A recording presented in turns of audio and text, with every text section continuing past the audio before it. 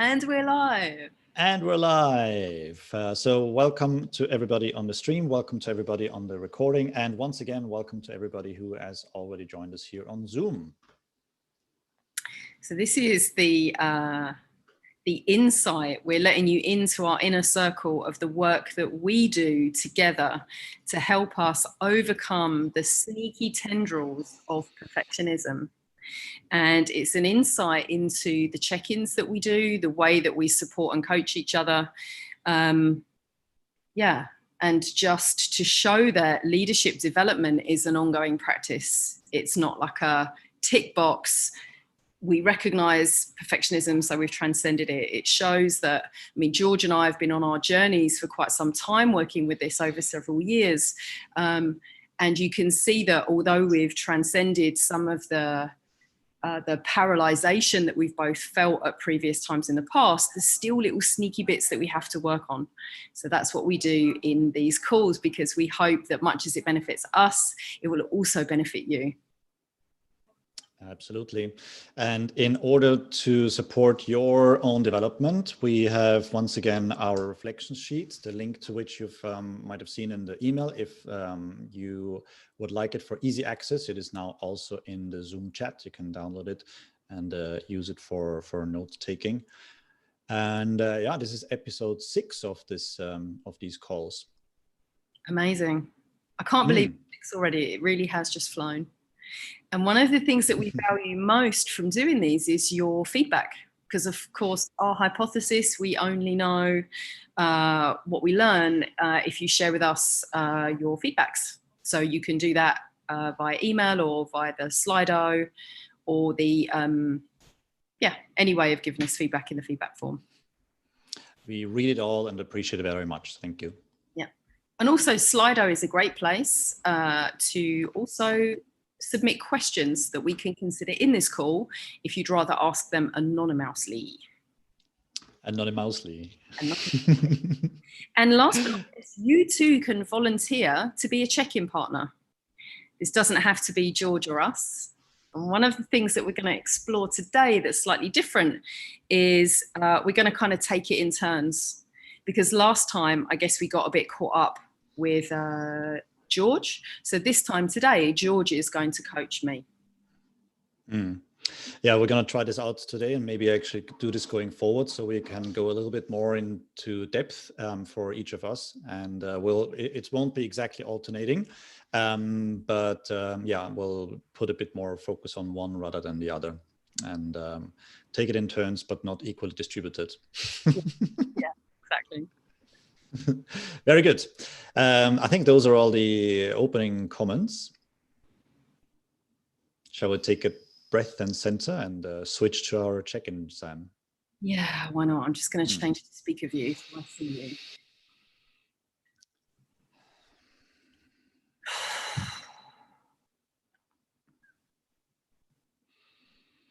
I'm ready. Ready? Excellent. All right. The most easily accessible opening question. How are you feeling? Yeah, so from a perfectionism point of view, I think I've had a pretty good week in that, like I mentioned on the call last week, this whole thing around rest has been such a huge revelation for me.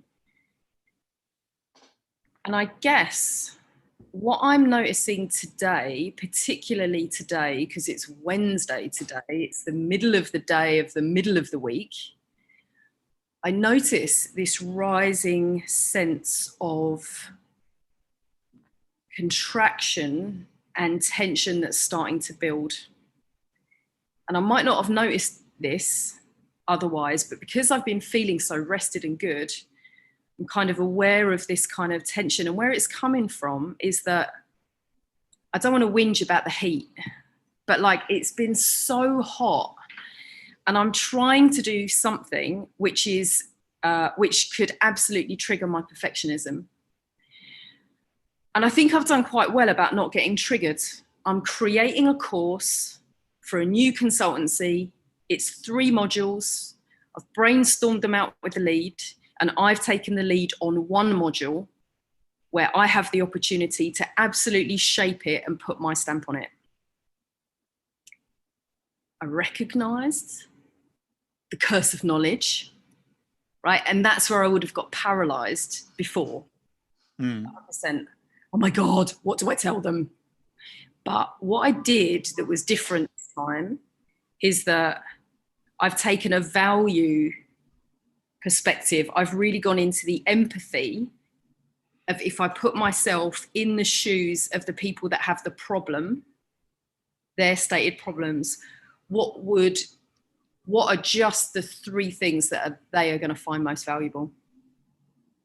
So that bit I overcame. I felt great. I'm flowing. I'm putting stuff down on paper. But then the ability to actually craft product from that and put it in PowerPoint slides in this heat. Oh my God. And so now, like from this morning, this little voice of anxiety starting to build of progress, time's running out. You should be able to, like, so some of the things that I noticed where perfectionism starts to come in is you should have been able to have done this really easy. If this, if you're worth your rate, you should just be able to crank the handle and put this stuff out. This is your bread and butter. You've got freelance. This is now your money-making scheme. So I'm trying to just deploy presence. The other strategy I've tried is like being flexible with my day. So recognizing when, it starts to get really hot in this house from like 1:30, 2 o'clock, definitely, it's really hard. So just get up really early, and instead of doing my normal morning routine, I work, because then it's the cool time. But I have to be a little careful with that, because it's too hot to do the things I do in my morning routine in the afternoon as well. So I just need to monitor this like slight imbalance that's starting to happen to see, is it lack of the right prep in the morning? Okay, thank you. Something that people of our kind tend to do is to brush off successes as if they were nothing. And by all means, we're going to go back to the tension that that you've shared about. But at the very early starts, you entered or opened with letting us know about how well the rest review has actually been going. Yeah. Yes. Which is great, because that's been a real issue for you for weeks beforehand. Yeah. Well, actually, it's been for more than weeks, because although I had a recent episode, this whole thing of bouncing between loads of energy, power on, and exhausted, that's been going on for like more than a year. Right. More than a year. And in previous conversations, so we talked about months, but it's actually been so many months that it's been more than a year. And within a matter of 2 or 3 weeks, you've worked out a new resting regime. Yeah. Well, I think the game changer for me was listening to 2 podcasts back to back. They're not sequential on Bulletproof Radio, but the way I'd queued them up, they were. And it was the combination of listening to Dr. Sandra's work that obviously we shared the links for in the email that went out last week, and understanding that there are these many facets to rest. Right. And particularly that some of the things that energize me, this was, I think, the thing that I really realized, the things that energize me can also be the things that drain me.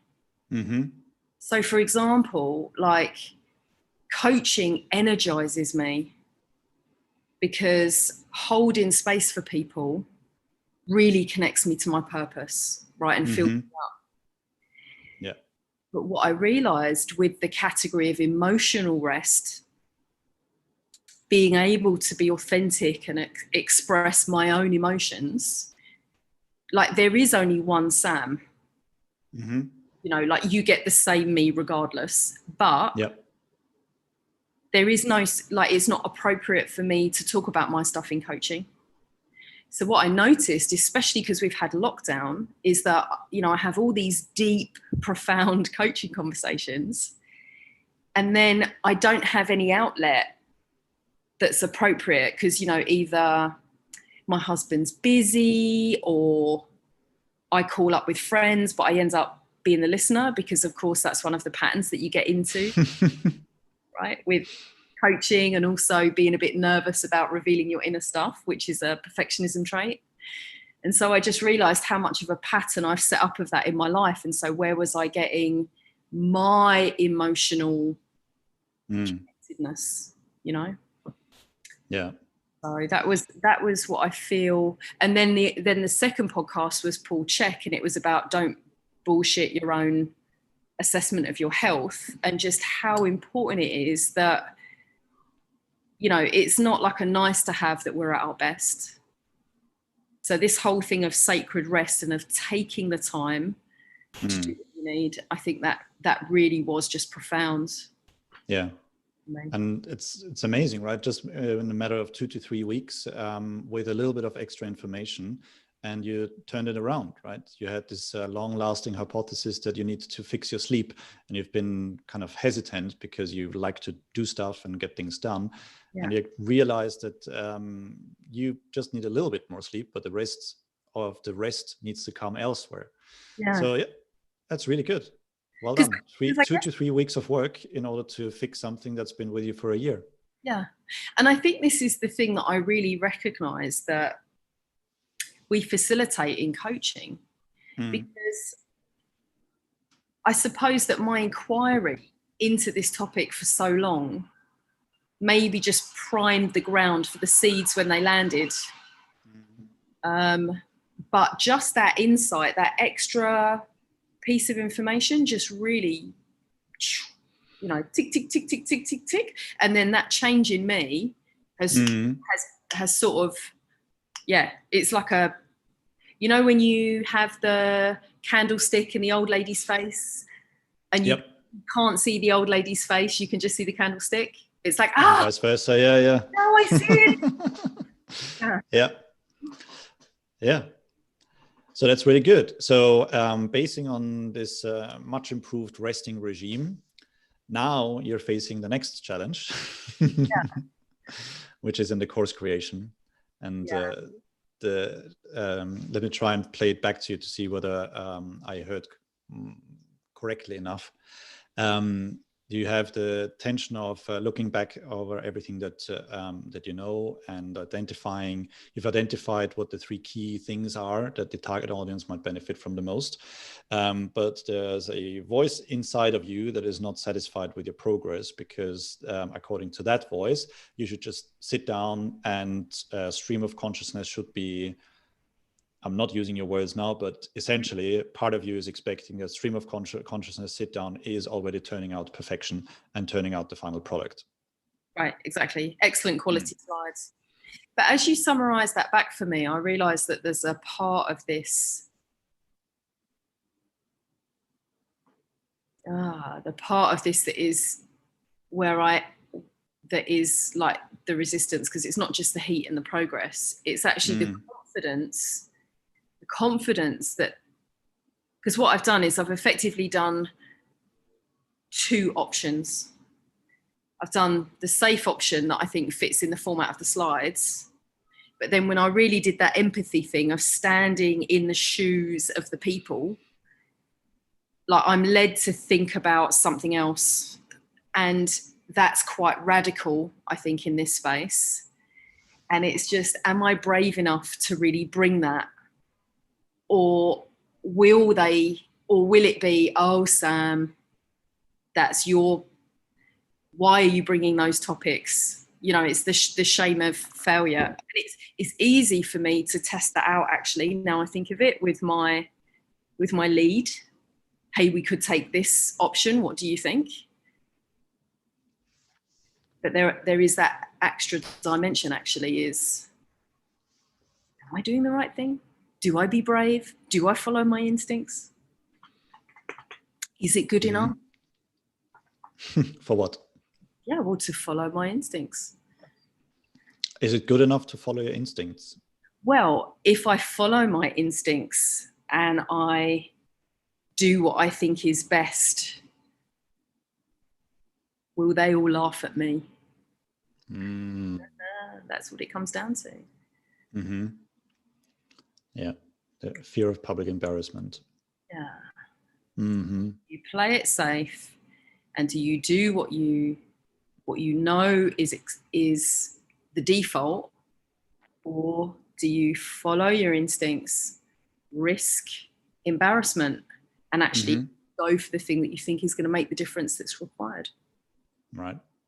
And you also just said that you just thought of a way of testing this. Yeah. So I think what I need to do now, I realise that, which is why I've been flip-flopping around in PowerPoint, is I can actually reach out to my contact and bounce the idea off her and say, which of these do you prefer? This is why I'm proposing that one. And the contact is the contact, if you will, the sponsor of the work, or is the contact a representative of the target audience? So she'll be my co-lead as we deliver. Okay. May I ask you a question from a product background?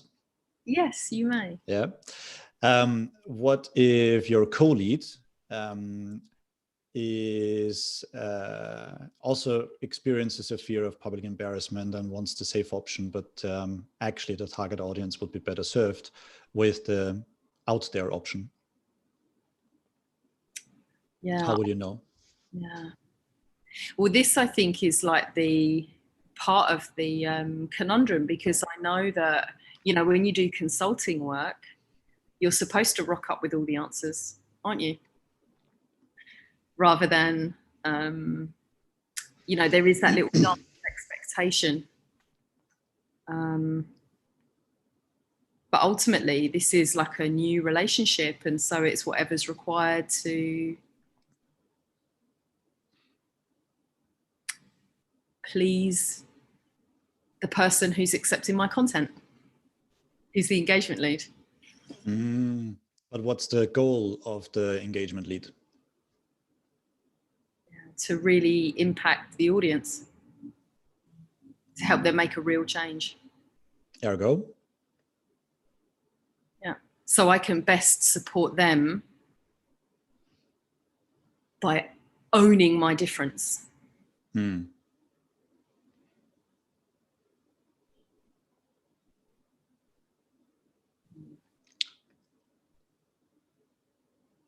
Your posture just changed. What happened?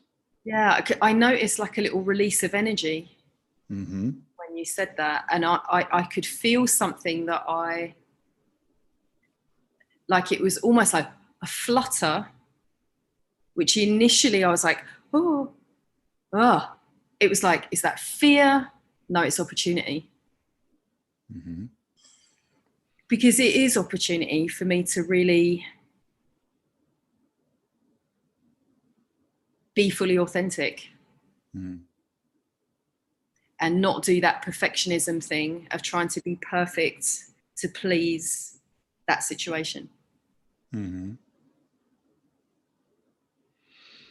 It's a delicate dance we do, don't we, in this space with consultancies, clients, expectations. Really helpful to consider that. Sure.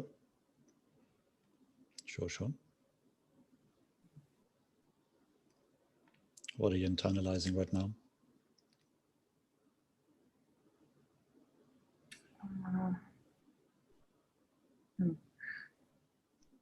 Just the thing that I've been working on is really, this might sound really like, you know, I'm discounting it already, right? Because I'm kind of embarrassed and how very dare I say that and all this stuff. But go on, say it. I'm working on really stepping into all that I can be. stepping into my magnificent, not doing that thing that I've been doing for so long of playing it small. And it's such an opportunity to do that, but not from a place of ego, actually, but from the point of view of serving the audience. Mm-hmm. And you've just helped me realize, because one of the things that I've been battling around doing that is how much of this is my own ego, how very dare I say about being magnificent. But this is a great example of actually what magnificence means. It means it means that in this case, I've got a very different perspective on communication and what enables good communication.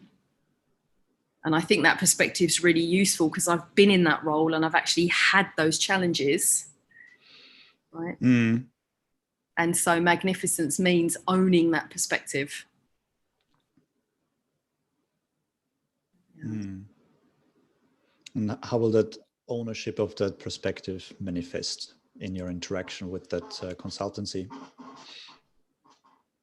Well, what I'm going to do is I am going to this afternoon, perhaps with the help of the hose and the fan again, just knock up a little outline and send it over like the shitty first draft. Sorry, I don't like swearing. The not very good first draft to invite conversation and discussion. Yeah. Mm. Yeah. Mm-hmm. How do you feel about that? Like I said, I feel like a release of that feels very doable. Mm-hmm. How's the tension now? Yeah, I feel good. I'm like, now I want to do it now. I can see the bounciness coming back. because I recognize like the healthy part of the perfectionism is I could easily just kick back and relax because it's so hot and maybe it'll pass and then I can do this work at the weekend. But I think what's helpful is that inner drive that I can just take this step forward, start to break it down a little bit into chunks and get that first bit out. Mm-hmm. And the first bit is that of the out there real version that you feel drawn to, or is that the box standard? No, I think the next step is this is the framework that I've come up with. Right. Mm-hmm. Because honestly, if I think about the learning outcomes that we've agreed to Christiane's question, that is the way I see of actually meeting the outcomes instead of just doing another dry, here's yet another communication model. Yeah. So we can honor the two perspectives, like inner and outer skills. So it feels like exactly the right thing to do. Cool. Thank you. Very nice. Yeah, I feel confident rather than a bit stuck and hot. Well, the hotness, give it a couple of hours, right? I'm still sweating. Yeah. Okay. Thank you, Sam. Thank you, George. That was great. How are we doing for time? I think we're bang on, 19 minutes, but yeah. Very good.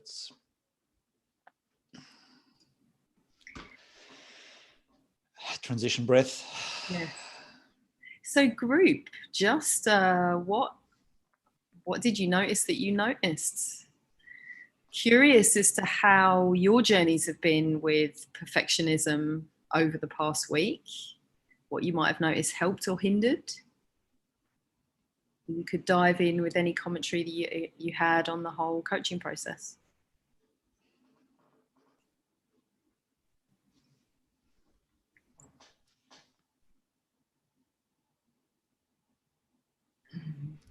Guys, can you hear me? Yes, I can. Yeah. Hi. What I noticed was it's really hard because listening to George coaching, there were a couple of moments that I just dying to dive in. He did a really smart thing, which was paused.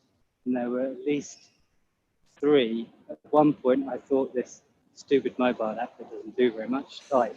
But in fact, the pause was long enough for your posture to change and for you to sink in what was just said. Which I thought was really good. So And practice pausing more, definitely.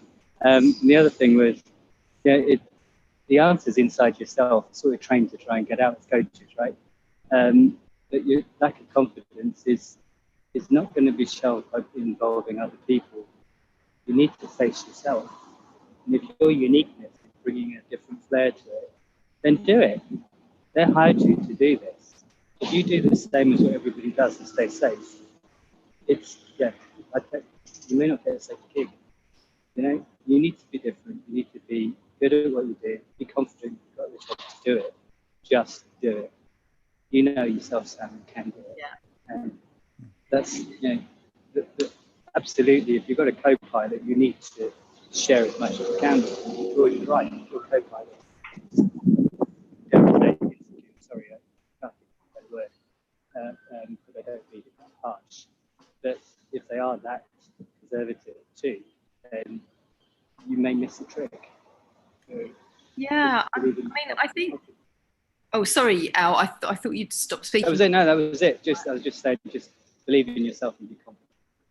Yeah, and this is where I think this work is so important, because those of you that know me, you know how passionate I am about uniqueness and about how important it is that we do that. What I think is that we all have this possibility to be triggered. And in my case, I've just gone freelance. I've just agreed a new associate relationship with a new consultancy. This is the first piece of work that I'm doing with that consultancy, with a woman that I have the deepest amount of respect for, and I've never worked with her before. So this is like... No, I can hear the apprehension. 99.9% of the time, game face baby, I'll bring it, But I still have these, I'm human. Like, the difference for me between, go back, it was 7 years ago when I left a directorship position in a bank because I couldn't take the Sunday morning fear of going into work because I just didn't think that anything I did was successful. I've moved a long way from there. Now I have these little mini wobbles, and I feel this is like the ninja, the ninja coal face of like being really, really real and honest with how I feel inside. And if I didn't have this check-in, I would have sucked it up, got on with it. I'd probably have phoned up George for a whinge and I would have gotten to the same place, and it would have cost me a couple of hours. But not to sound in any way defensive, just to give an insight into the process, that it's like a continual practice just to kind of iron out those kinks that we have a proclivity for, I think. I don't know if that helps everyone. And then we had a question from Christian about the silence, the strongest tool in the coaching arsenal. So I love silence, and I use it a lot. And it takes a while to get comfortable with holding the space while silence happens. And one of the key things that I keep sharing is to reframe a concept of uncomfortable silence and look at it as a thinking silence. So whenever we hold a silence as a coach, it's not like nothing is happening. Usually the silence comes after the person we work with has shared something, or is in the process of sharing something, or is looking how to respond to a question that we asked. And so a lot is actually happening in the brain. It's just we're done with our part because we asked the question. Now we just sit back, relax, and wait for any thinking to happen and emerge. And somebody will always break it. And first is gaining comfort with the silence for yourself in the coaching process. And then the rest is to practice noticing and see what happens for the other person, significant shifts, changes of where they're looking, changes in the facial expressions, posture, all those types of things, and then share those observations with the other person and see what that does for them. Those are just my thoughts on silence. I love the work you've done, George, with Nancy Klein. And I think that was quite a seminal book, Time to Think, where she contrasts the internal narrative of the coach with what they actually say, which is very little, and they hold a lot of space in silence. So if you want to explore more, that's a great resource. If you allow me to make an observation, it seems for me, looking for this session and the past session, comparing it with a dance floor or a party. Sam seems to be very comfortable dancing, so she talks and expresses like she was running all the dance floor. And George seems like the guy who chooses a spot and is comfortable in that spot. And what Sam does with her questions in the last sessions is digging space and calling George from out of this comfort zone and showing him that there are a lot of space that he can go there and explore. And George, with the silence, just let Sam use the space and put some boundaries, like, oh, don't overthink now, just say it. So there is a boundary here. Don't go outside of the dance floor, just come here. And it's beautiful to see the questions that come from Sam, and the silence, and just the nodding that come from George, and observe this two different but complementary coaching styles. Thank you, Sulianda. A nice observation. I remember, like, early on in my coaching journey, I got a bit obsessed with this of like, oh, the questions we ask take clients in a particular way, and then, you know, what about different styles and which one's the best? And I think it's such a mental trap, because and I realized it when one of the people in our cohort asked the same question in coaching to all the coaches, and they admitted that when they did their one-to-one with me. And I was like, oh wow, like, so which one was the best? Perfectionism thinking that there is a best. And yeah, it was so enlightening. Like, oh no, it's beautiful. I got so many different perspectives. It was so helpful.